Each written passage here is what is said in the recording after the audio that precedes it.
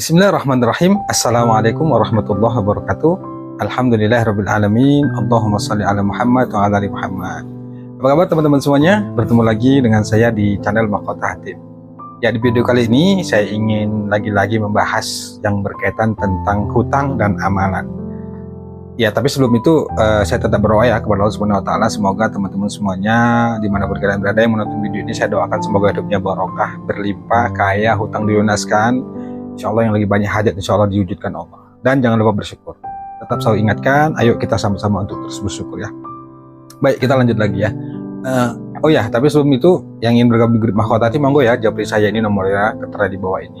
Jadi kalau ingin bergabung, monggo japri saya, insya Allah saya balas. Nah, di video kali ini tuh saya ingin bahas tentang amalan ya. Pertanyaannya itu begini, tentang amalan yang banyak yang tanya ke saya ini tentang amalan agar hutangnya cepat lunas.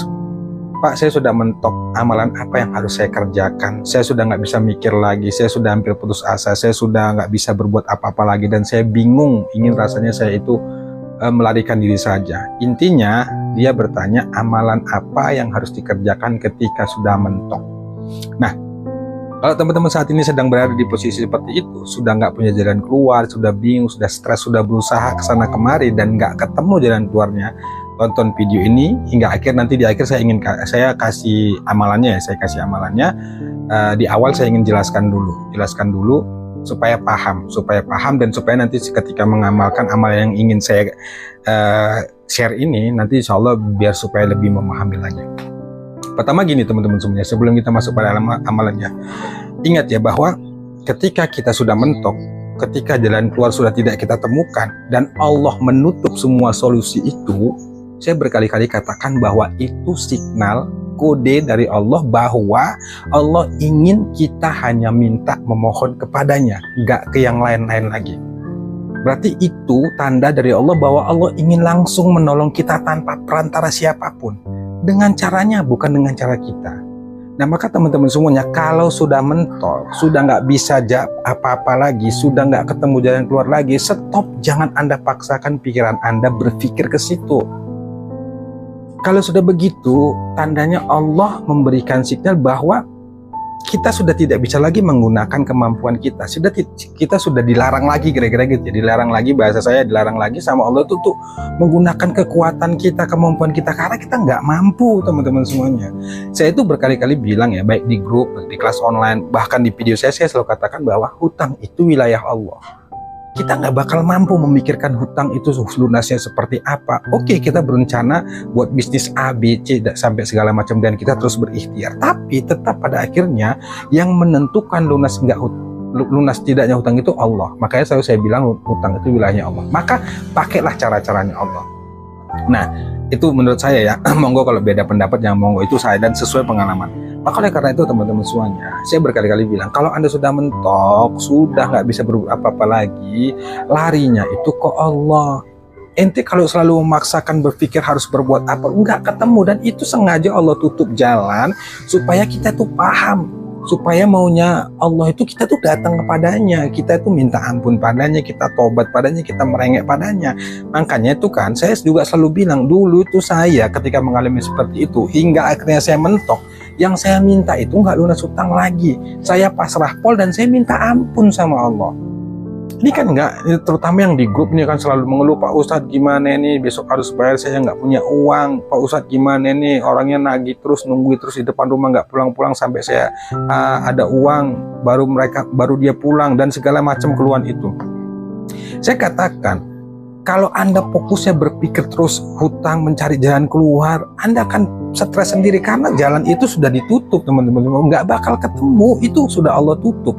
Kalau sudah ditutup sama Allah, itu tandanya seperti yang saya katakan tadi, mintanya itu ke Allah, dan itu signal dari Allah bahwa Allah ingin langsung nolong kita tanpa perantara, dengan caranya, dengan kekuasaannya, dengan dengan kemahabesarannya Allah tuh, Allah ingin tolong kita langsung. Nah, masalah ini juga terjadi ya di kisah-kisah Nabi terdahulu, Nabi Zakaria, Nabi Ibrahim. Kita lihat dari Nabi Zakaria yang ketika dia diponis bahwa, mohon maaf ya, istrinya diponis sudah mandul, menepus, nggak bisa lagi punya anak. Tapi saat itu yang dilakukan Nabi Zakaria apa? Dia yakin dengan kekuasaan Allah. Sehingga saat itu dia berdoa dengan menyebut asma Allah, salah satu nama Allah ya Wahhab, yang maha mengkaruniakan. Akhirnya apa? Alhamdulillah, Allah pun memberikan pertolongan dan akhirnya istrinya hamil. Dan masalah itu itu tetap akan terjadi kepada kita umatnya Nabi Muhammad. Ada saatnya kita itu mentok, nggak bisa berbuat apa-apa, nggak ketemu jalan keluar, sehingga pada akhirnya kita itu harus benar-benar memahami hanya Allah yang bisa menolong kita. Banyak kisah-kisah yang dijelaskan tuh. Saya kalau terangkan kisah itu di sini pastinya waktu juga. Tapi saya membahasnya tentang realita kehidupan saja. Nah, itu juga pernah saya alamin. Makanya dulu ya, ketika saya mentok itu, saya itu memaksa diri saya untuk lari ke Allah dulu. Berkali-kali saya sampaikan, kalau Anda terjebak di masalah apapun itu, bukan hanya utang, larinya itu, fokusnya itu, yang dicari bukan solusi, tapi Allah dulu. Apalagi kalau sudah mentok.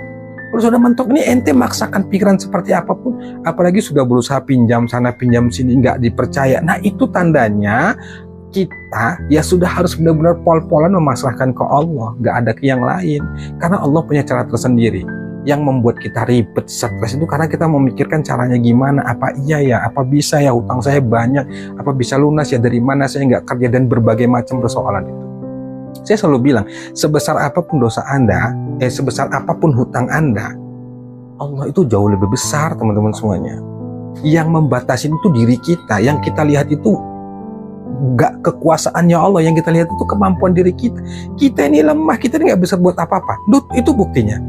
Dengan adanya rasa putus asa, dengan hadirnya rasa ketidakmampuan diri kita, dengan mentoknya diri kita, itu membuktikan bahwa manusia itu lemah dan punya batas. Yang gak punya batas itu Allah. Nah, makanya saya katakan, kalau Anda sudah terjebak dan sudah mentok, gak bisa berbuat apa-apa, ke Allah. Larinya ke Allah, teman-teman semuanya. Allah ingin nolong kita dengan caranya, bukan dengan cara kita. Ya, saya paham dan saya merasakan bahwa memang pusing, stres, ya segala macam lah, nggak enak ya, nggak bisa tidur, nggak enak makan. Saya paham itu, tapi apa terus-terusan kita berpikir seperti itu? Ya, nikmatin saja kesusahan itu. Oke, Anda dimarahi, Anda diancam, terima itu. Dan kunci paling utama dalam kita menyelesaikan hutang itu siap menerima risiko. Ya, risikonya apa? Anda dicaci, Anda dimaki, karena itu memang salah kita. Dan memang itu akibat dosa-dosa kita. Jadi sehingga Allah itu izinkan orang-orang yang nagih kita itu memaki kita, menyepelekan kita, teman-teman menjauh, kita nggak dipercaya. Itu kode dari Allah supaya kita itu mintanya ke Allah. Jadi ente itu jangan banyak mikir, sudah langsung segera paksakan diri datang ke Allah, ambil air wudu, sholat hajat, berdoa sama Allah, minta ampun sama Allah. Selebihnya serahkan semuanya sama Allah, karena hanya sebatas itu kemampuan kita. Hanya itu tugas kita, ikhtiar kita yang bisa kita lakukan. Berdoa tanpa putus asa, meskipun dengan kepedihan kita, ketidaksanggupan kita, tapi hanya itu. Kalau nggak ke Allah, kita kemana lagi mintanya gitu. Nah, saya itu dulu selalu begitu ya, itu ya. Yang penting sudah ke Allah dulu, banyak berdoa, merengek, nangis, dan seperti yang video-video yang saya jelaskan sebelumnya itu ya. Nanti Anda bisa lihat, tonton video saya itu. Itu kisah-kisah saya itu begitu. Maka oleh karena itu, kalau Anda mentok, pertama itu lari ke Allah. Kemudian Anda berupaya keras untuk memaksa diri supaya benar-benar menjemput pertolongan Allah. Jadi jangan dipaksakan pikirannya itu harus berpikir yang kita sudah tidak mampu lagi. Anda sudah berikhtiar cari pinjaman, nggak ada, minta tolong ke saudara, malah kita dikucilkan atau direndahkan dan bla bla dan segala macam ikhtiar sudah kita lakukan dan nggak ketemu. Kalau sudah nggak ketemu, ya balikkan ke Allah. La haula wala quwata illa billah. Dulu tuh saya kalau sudah berikhtiar nggak ketemu solusinya, saya itu langsung pegang dada kiri, saya katakan innalillahi wa inna ilaihi rajiun. Ya Allah, sesungguhnya aku milikmu dan akan kembali kepadamu ya Allah. Itu selalu saya katakan. Saya berusaha untuk melepaskan itu semua ke Allah karena sudah nggak mampu lagi. Ya sudah, hari-harinya dijalanin, kita dimaki, kita dimarahi, kita direndahkan, ya itulah resiko yang harus kita terima. Nah, itu penjelasan dari saya. Nah, sekarang amalannya seperti apa? Amalan itu gini ya, dalam Islam itu diajarkan kepada kita bahwa ketika kita punya masalah yang kita ingin masalah itu selesai, berdoalah kepada Allah, mintalah kepada Allah dengan asmanya. Artinya dengan menyebut namanya, dengan selalu menzikirkan nama-namanya. Jadi asma Allah, asmaul husna itu kan ada 99. Nah, di 99 asma Allah itu kan masing-masing punya arti. Nah, Anda cari satu asma Allah itu yang sesuai dengan masalah Anda. Misal kita nggak ketemu solusi, jalan sudah ketutup semuanya. Nah, kita bisa dawamkan baca ya Fattah, yang maha membuka gitu ya. Apa yang dibuka? Ya solusi, rezeki, dan segala macamnya. Kemudian kalau Anda punya masalah misalnya rezeki sulit, baca ya Razak. Nah, makanya dulu saya itu bahkan sampai sekarang itu banyak mengamalkan ya Fattah ya Razak, ya Fattah ya Razak, ya Fattah ya Razak. Saya baca itu selalu, saya dawamkan 111 kali gitu, habis subuh, habis asar gitu saya baca ya. Nah, itu ya Fattah itu kan yang maha membuka. Kita berdoa kepada Allah, memohon supaya Allah membuka jalan, membuka ilmu, membuka membuka petunjuk, termasuk ya membuka jalan supaya hutang kita bisa lunas. Kemudian ya Razak, yang maha memberi rezeki, supaya Allah membuka rezeki kita dari arah manapun. Karena Allah itu yang maha memberi segalanya. Saya dawamkan itu ya Fattah ya Razak, ya Fattah ya Razak. Berapa kali itu? Nah, perkara berapa kalinya sebenarnya menurut saya ya penting juga, tapi fokusnya itu sebenarnya bukan berapa banyaknya, tapi bagaimana hati kita itu meyakini bahwa Allah itu bisa menolong kita. Nah, intinya itu sebenarnya yakin. Nah, kalaupun kita mengamalkannya dengan jumlah yang misalnya 111, kalau saya diajarkan guru saya itu 111 kali, bahkan 313 kali membaca ya Fattah ya Razak. Tapi hati kita ini juga harus benar-benar yakin sama Allah bahwa hanya Allah satu-satunya yang bisa menolong. Hanya Allah yang kuasa, yang bisa membuka jalan atas persoalan yang kita hadapi. Nah, baca itu. Nah, ya kan selalu saya bilang ya, ketika Anda besok bayar hutang, nggak punya uang, Anda ke Allah dulu. Sholat hajat malam harinya, baca tuh ya Fattah ya Razak, ya Fattah ya Razak. Dalam lisan kita terus menzikirkan ya Fattah ya Razak, ya Fattah ya Razak. Tapi dalam hati terus juga sambil berharap, ya Allah tolong buka ya Allah jalan, ya Allah tolong buka jalan, bukakan rezeki ya Allah, tolong hamba ya Allah. Sampai sebegitu tugas kita, selebihnya itu urusan Allah. Ketika kita sudah selesai ke Allah, mengadu ke Allah, minta ke Allah, hasilnya pasrahin ke Allah. Jangan memikirkan keajaiban, jangan memikirkan hasilnya seperti apa, keajaibannya seperti apa. Itu sudah ranahnya Allah, bukan ranah kita.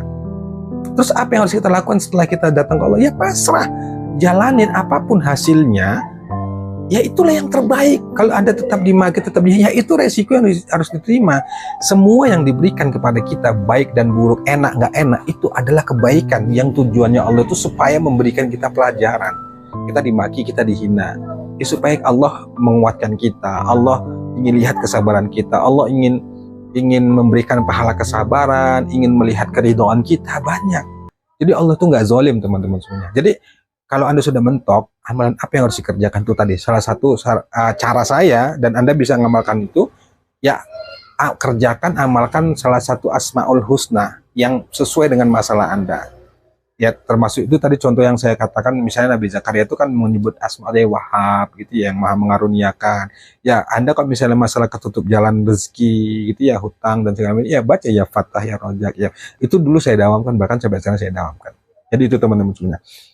Dan amalan itu kan banyak ya, ada sholawat, ada istighfar, semua amalan itu bagus. Tapi dalam hal ini ketika mentok ya, kalau saya begitu, ya Fattah ya Razak, ya Fattah ya Razak, ya Fattah ya Razak. Saya sholat duha juga saya baca ya Fattah ya Razak, ya Fattah ya Razak, ya Fattah ya Razak. Wahai Allah yang maha membuka pintu rezeki, mudahkan rezekiku ya Allah, ya Fattah ya Razak. Terus merengek. Setelah itu ya udah lepaskan ke Allah, pasrahkan ke Allah, apapun hasilnya itulah yang terbaik. Dan insya Allah ketika kita yakin ke Allah, Allah akan buka jalan dan Allah akan menolong kita. Yang terpenting itu adalah hati kita yakin ke Allah. Insya Allah dengan kita memasrahkan dan meyakinkan sepenuhnya sama Allah, maka pertolongan Allah itu akan diberikan kepada kita. Wallahu a'lam bishawab. Wassalamualaikum warahmatullahi wabarakatuh.